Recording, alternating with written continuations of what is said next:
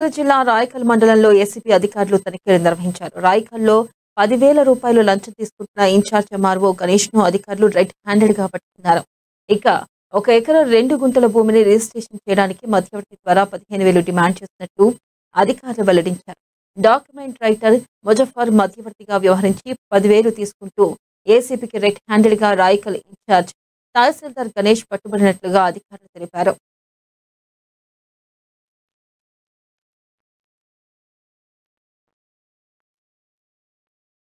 Sir ఈరోజు on credible information మనకి third రోజు మాకు కంప్లైనెంట్ రిజిస్టర్ అతను 1 ఎకరం 20.25 కుంటాస్ ల్యాండ్ రిజిస్ట్రేషన్ చేయించడానికి ఆయన నిన్న వచ్చి మన తహసీల్దార్ గారిని కలిశారు.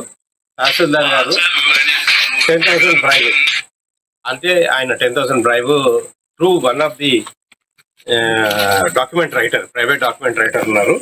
అతని పేరు మొహమ్మద్ ముజాఫర్.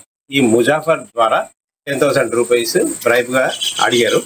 ముజాఫర్ గారు తహసీల్దార్ గారిని కలిసి దాంట్లో 15,000 గా అయితే బేరం చేసుకొని 10,000 ఇస్తానని ఒప్పుకొని వచ్చి 10,000 రూపీస్ కంప్లైనెంట్ దగ్గర నుంచి రిజిస్ట్రేషన్ చేయించడానికి.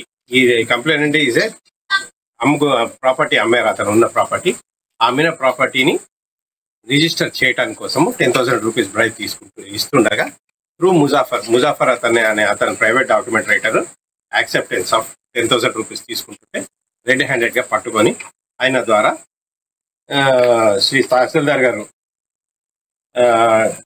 గణేష్ గారిని అదుపులోకి తీసుకోవాల్సి వచ్చింది.